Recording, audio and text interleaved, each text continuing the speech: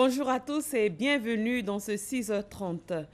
Les rideaux sont tombés hier sur le Massa 2016, le marché des arts et du spectacle africain. Plusieurs artistes du continent ont fait montre de leur talent et savoir-faire lors de ce rendez-vous culturel. Un spectacle de clôture a eu lieu samedi au Palais de la Culture de Treichville. Le vendredi 11 mars, l'humour était à l'honneur dans le cadre du Massa. Pendant plus d'une heure, une quinzaine d'humoristes issus de différents pays africains ont occupé la scène de la salle Blouga François du Palais de la Culture à Treichville. Guillaume Zéré, Franck Quadio. Même leur maquillage est en français. Du rire et rien que ça. Pendant plus d'une heure, Zongo, Rukiata, Moussa Mané, Agalawal et bien d'autres humoristes venus d'ici et de plusieurs pays africains ont tenté de hisser haut la bannière de l'humour dans le ciel de la 9e édition du Massa.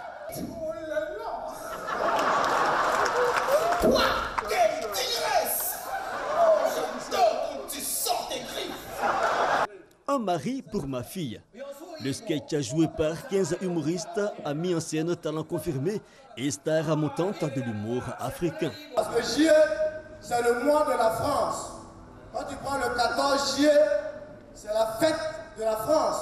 Donc si l'enfant est né en juillet, toutefois qu'il y a un petit problème en France, il est capable de prendre son avion pour aller pleurer là-bas. Il y a un qui est au Bénin. On a décidé de pouvoir encadrer quand même les jeunes frères qui viennent derrière, de les faire profiter, ceux dont nous n'avons pas vu l'avantage. Donc c'est ce qu'on essaie de faire aujourd'hui. À partir du moment où les gens ont beaucoup de talent, beaucoup d'imagination, si on peut structurer la chose pour que le profit soit réel, je pense que c'est tant mieux. Pour cette nuit de l'humour, la salle Blouga François a fait salle comble. Et ceux qui ont effectué le déplacement en sont repartis, satisfaits. Le spectacle était merveilleux.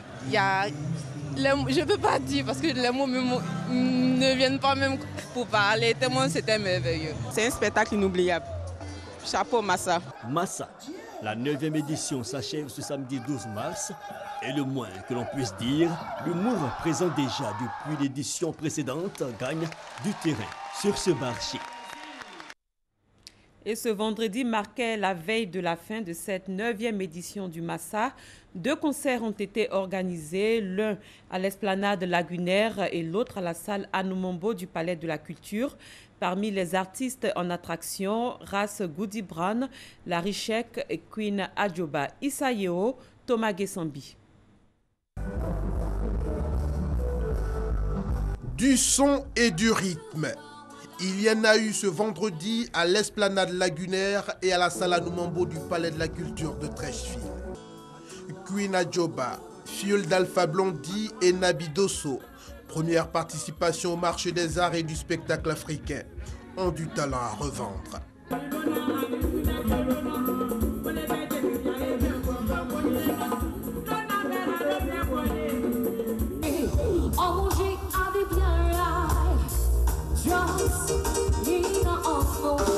On reçoit de l'amour et nous on procure de la joie. Et tant qu'on peut vendre l'Afrique, tant que l'image de l'Afrique est bien vue au-delà de ce que nous faisons, c'est tant mieux quoi. Le Massa donne cette chance-là à tous les artistes débutants, comme professionnels, comme des artistes grandement reconnus, de s'exprimer vraiment à l'échelle internationale. Abidjan, 2e capitale mondiale du reggae. La démonstration a été faite au cours de ce concert. Tour à tour, Ras Goody Brown, Larry Sheik et Fadaldé, sur des scènes différentes, donnent de la voix.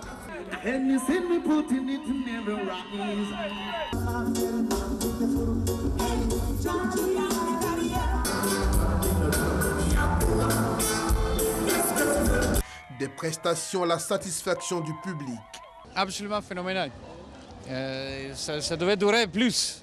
On a trop aimé là. Merci pour tous ceux qui ont envoyé le Massa à Treichville en Côte d'Ivoire. En tout cas, ça nous permet de connaître l'art africain. La 9e édition du Massa ferme ses portes ce samedi 12 mars au Palais de la Culture avec un concert avec Ismaël Isaac, tête d'affiche. Le créateur de mode Alpha D a été nommé artiste UNESCO pour la paix au compte des années 2016-2018. Il s'est engagé à œuvrer pour la paix et à contribuer à la promotion de la tolérance. On en parle avec Astou Touré. Alpha D, de son vrai nom Seydina Ali Sid Ahmed, est un créateur de mode nigérien. Né à Tombouctou au Mali en juin 1957, Alpha D a conquis très tôt ses pairs par la qualité de ses créations. La mode africaine est entendue reconnue mondialement. Et puis la jeunesse africaine aujourd'hui, tout le monde ne veut pas être ministre, tout le monde ne veut pas être architecte, tout le monde ne veut pas être comptable. Aujourd'hui, il y a des créatifs qui existent et qui veulent. D'où l'intérêt de dire aux parents, parce qu'à chaque fois les parents disent non, la mode n'est pas un travail, la mode est ceci, la mode est cela, alors que la mode est un travail à part entière. Appelé magicien du désert, il est reconnu par de grands noms de la mode tels Yves Saint Laurent, Paco Rabanne ou encore Takada Kenzo.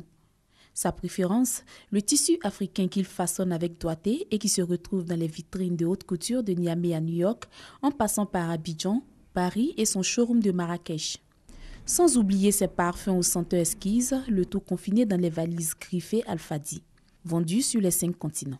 Le Festival international de la mode africaine FIMA est une conception, une idée d'Alpha D. 18 ans de performance et de renommée internationale ont fait de lui l'artiste UNESCO pour la paix. Je suis fier vraiment depuis novembre d'être nommé artiste de l'UNESCO pour la paix. Le combat est un combat de paix, mais un combat surtout de montrer qu'il y a de l'argent dans la mode.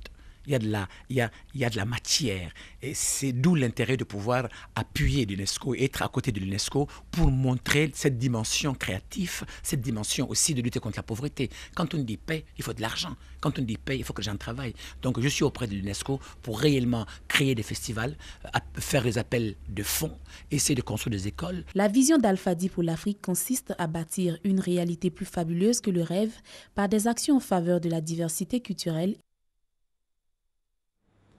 Le Palais des Congrès de l'Hôtel Ivoire a abrité vendredi dernier le gala de bienfaisance de la Fondation Children of Africa. C'était en présence de la première dame de Côte d'Ivoire, Dominique Ouattara.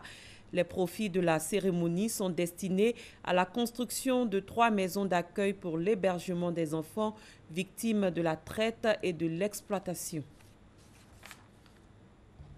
Rendons-nous à Grand Bassam où se réunissent pour 2 jours des professionnels de la santé. Cette rencontre se situe dans le cadre du 6e congrès de la Société ivoirienne de médecine interne. Thème de ce congrès, santé et développement. Herman Niamé.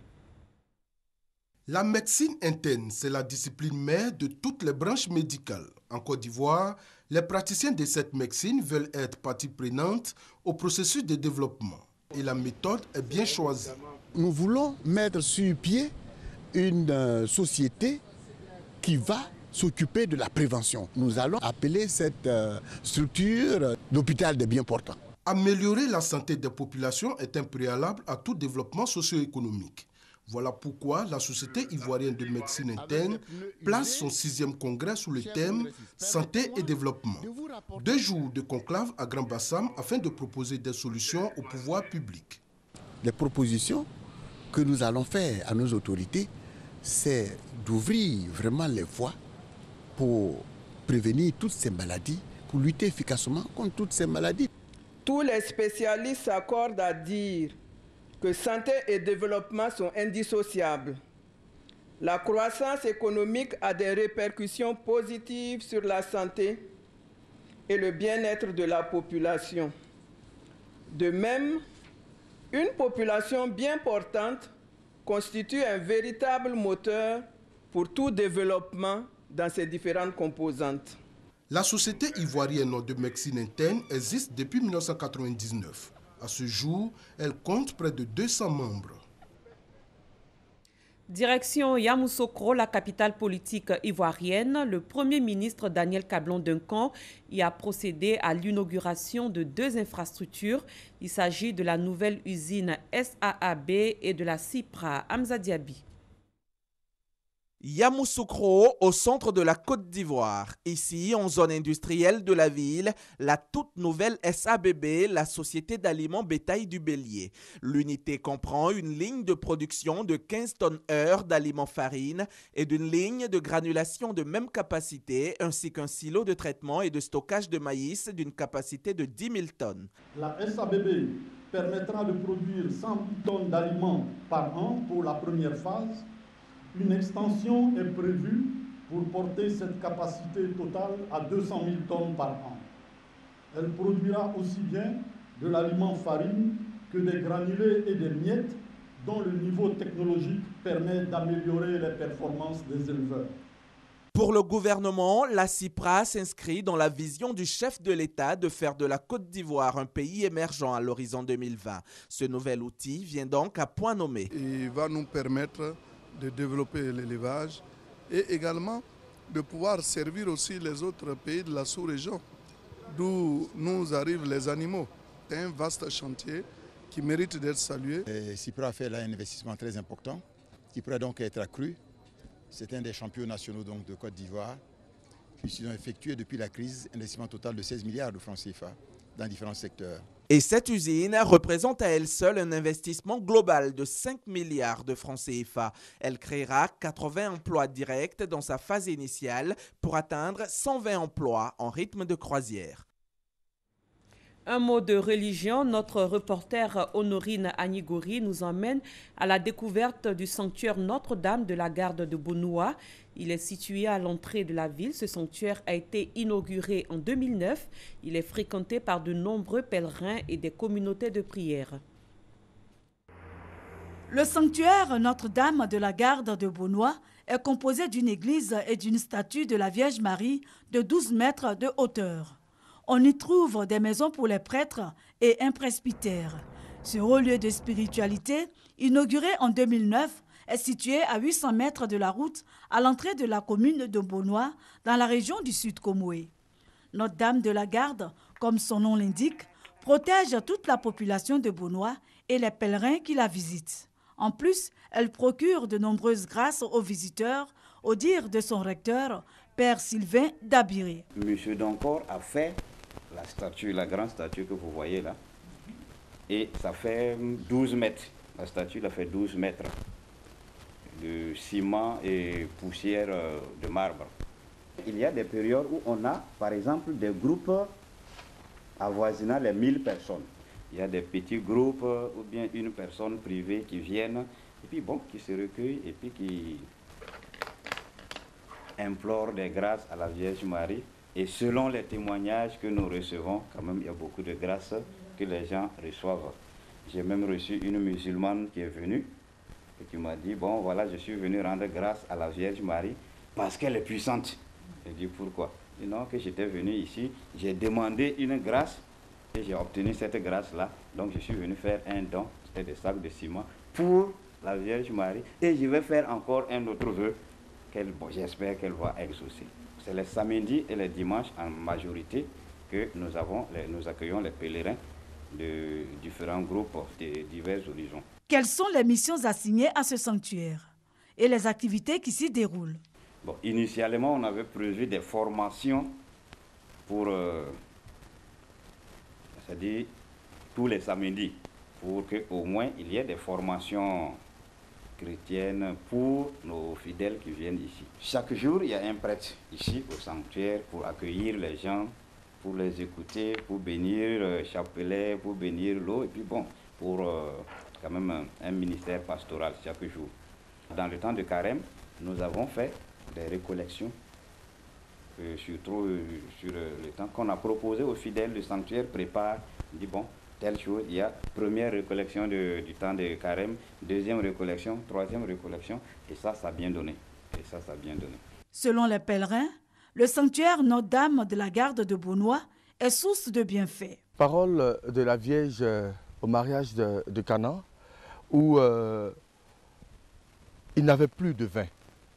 Ils se sont approchés de la Vierge Marie, ils lui ont dit qu'ils n'avaient plus de vin. Elle a dit, faites tout ce qu'il vous dira. Et c'est cette parole-là qui, à chaque fois que je sens qu'il y a une certaine essence qui manque dans ma vie, qu'il y a une certaine force, une certaine foi qui manque dans ma vie, c'est cette parole-là qui m'amène tout le temps, à chaque fois, à Bonoua. Maman Marie, c'est mon maman. Mon fils qui est là, ils ont lancé un sort. D'ailleurs, je suis venue chez maman, j'ai dit, maman, maintenant, je suis fatiguée. Il faut faire le reste pour moi. On vient ici pour prier maman. Je suis venu chez maman mariée pour que son fils Jésus me guérisse.